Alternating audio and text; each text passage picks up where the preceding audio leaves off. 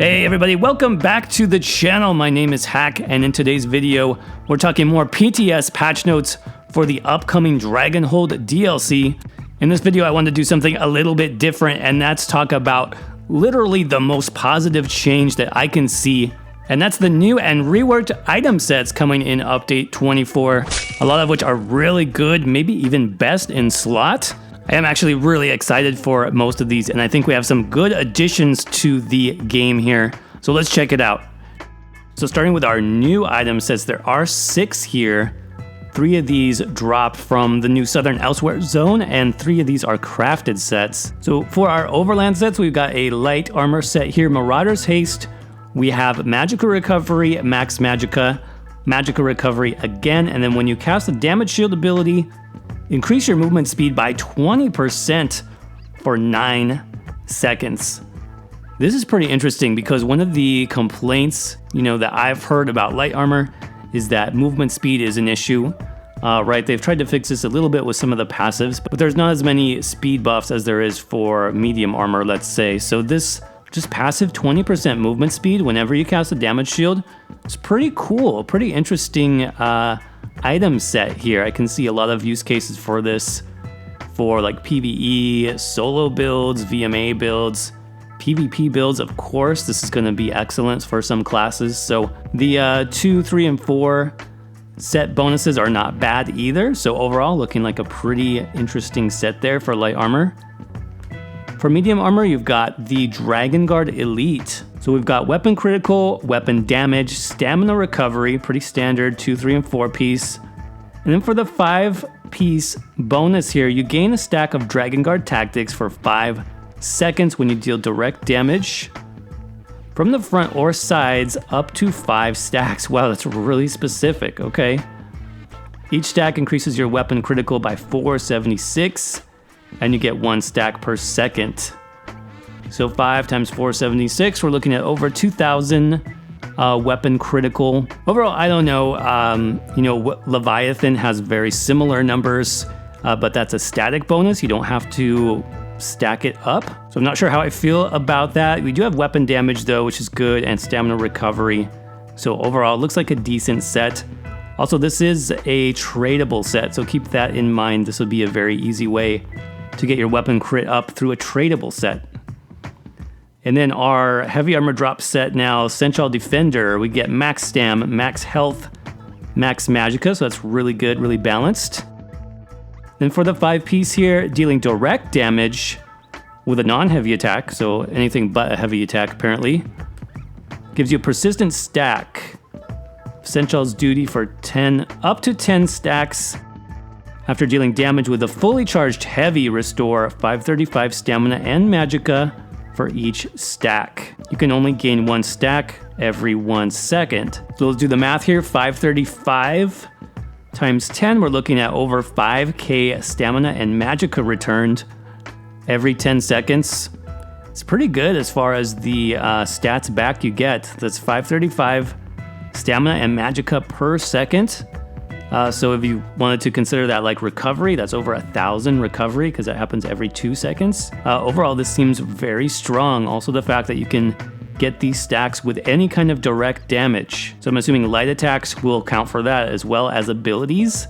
So it seems like this would be pretty easy to charge up on some builds. Overall, this looks nice. I can see this being useful both in PvE and PvP, especially with the new meta now, which seems to be very, very high cost of abilities. Something like this may help counteract that, so that's pretty nice. Jumping down to crafted now, these are good as well. Ancient Dragonguard is our first one. Note, this set is unavailable until the Dragonguard headquarters is sufficiently restored, so a quest-based crafted set. 2-piece max health, 3-piece weapon and spell damage, 4-piece weapon and spell critical, so this is a hybrid set. It's good for both stamina and magicka. And then for the 5-piece bonus here, 300 weapon and spell damage while your health is over 50%, and 3460 physical and spell resistance when your health is under 50%. So the combat team did talk about this set quite a bit on the last live stream. They're pretty proud of this set, I have to say. And it's decent, I guess. They compared the bonus here to like a Julianos or a Hunding's Rage kind of bonus with the 300 weapon and spell damage. That's the same as those sets. And then this defensive bonus, same as Fortified Brass. In PvP, it might be pretty decent. I mean, the weapon damage and spell damage is not much. This is on the lower end. Nowadays, we have much higher damaging sets. And then on the other side, this is not very much physical and spell resistance. But overall, I do like the concept. I do like the idea of doing something based on what your health is. So interesting set there. Let's keep going. The Daring Corsair set, Stam Recovery, Magicka Recovery, Weapon and Spell Critical. So another hybrid set here. 5-piece bonus, reduce the cost of your weapon abilities by 10%, Magicka or Stamina. That's pretty good, considering cost increases as well. After casting a weapon ability, you gain minor heroism for 8 seconds. This effect can occur every 8 seconds. So this is also a very interesting set. You have good cost reduction, though this is just on weapon ability, so keep that in mind. And then the minor heroism is a nice bonus, especially for Magicka classes, which have less access to minor heroism. You know, if you're not running Sword and Shield, it'll be harder to get this buff. So I do like this. It is pretty specific to certain builds and playstyles, I think, but that's good. That makes more interesting builds in the game possible, and I'm all about that. So pretty cool. And then lastly, the New Moon Acolyte set. This looks like a damage set for sure. So we've got weapon and spell critical, weapon and spell damage, physical and spell penetration. That's really good. That's rare to see. And then 5-piece here, add 481 weapon and spell damage, but increase the cost of your abilities by 5%. So that's interesting. You know, you have the positive here with the extra damage, and then the negative, the 5% cost increase. Honestly, it's not too bad. 5% is not going to equate to very much, and this is a lot of weapon damage. When we talked about damaging sets, that's way more than this other new set, 300 versus almost 500 here. So it's interesting. I could see some builds that might use this, especially if you're focused more on light attacks, which do not cost. Then this could be quite strong. Now moving right along to the 3-piece item set updates. This is pretty cool. This I did not expect. So they're evaluating older sets, and they're looking specifically at the 3-piece item sets and trying to make these a little bit more viable. So it seems like literally every 3-piece item set got an upgrade, and some of these are pretty nice. Let's check it out. So agility. This now has 1752 max stamina and 206 weapon damage. So that's a nice increase, especially on the max stamina from the old version. Weapon damage went up 13 points, which isn't amazing. But overall, it is better, of course. Now, Blessing of Potentates. Blessing of Potatoes here. It looks actually very good for PvP. I like how they changed this. So on the 2-piece bonus here, you're reducing damage taken from players by 5%. That's a really good 2-piece bonus. Even if you don't want to use the whole 3-piece set, you could easily run this on like a back bar, Sword and Shield, or a Resto Staff, or even on a bow and just take less damage on your back bar, maybe your healing bar. But then the 3-piece is also extremely good. Reduce the cost of ultimates by 15%, and that's just for 3 pieces. That's one of the best cost reductions in the game from an item set. That's pretty good. I think a lot of players will be looking at this set, both in PvE and PvP. Then Eagle Eye. Wow, I don't think anybody ever used this. So you got 833 weapon crit and 1829 weapon crit. This is only to direct ranged abilities though, so keep that in mind. Basically bow builds, I think, is what we're looking at here. That's a lot of weapon crit for 3 items. That's pretty good if you combine that with a arena bow or a master's bow or something like that for the extra 2 pieces. It's gonna be nice. So then endurance. This update is pretty juicy. It's pretty nice here. Look at almost 2k max health and 618 health recovery. That's huge. That's a huge amount of health recovery. Wow. Definitely nice. Grace of the Ancients. This is a Magicka set.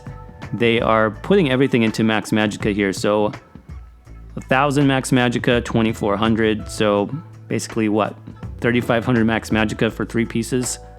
It's pretty good. Vengeance Leech, this has always been a very good set for grinding. You would always get a lot of resources back. You now even have even more resources, so over 2k health, Magicka, and stamina every time you get a kill. That's gonna be nice for grinding. Willpower. Willpower's always been good for like a front bar staff, but it's now even better here, so more max Magicka, 1752 is pretty good. And then over 200 spell damage. And then Wrath of the Imperium, this is like the Eagle Eye set, but for Magicka builds, so 833 spell crit and 1829 spell crit. But again, only to direct ranged abilities, not dots.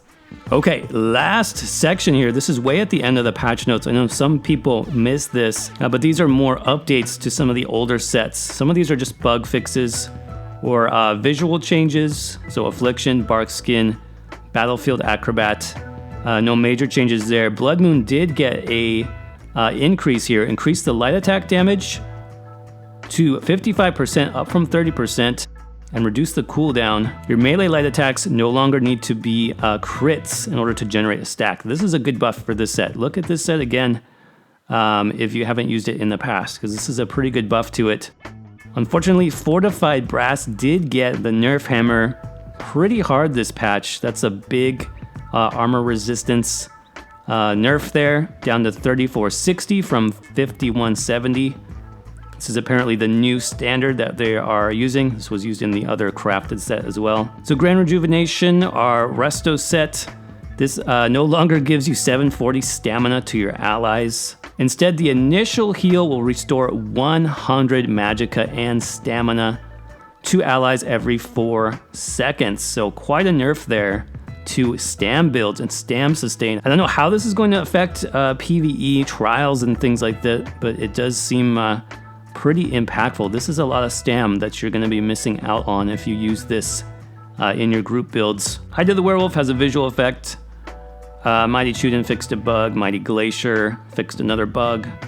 Ravager fixed a bug. And most of the rest of these are just bug fixes or visual fixes. So overall, we had a couple nerfs here and there, but I just thought that the new item sets, and especially the updated 3-piece item sets, very good this patch. This is the positive changes that a lot of us were looking forward to.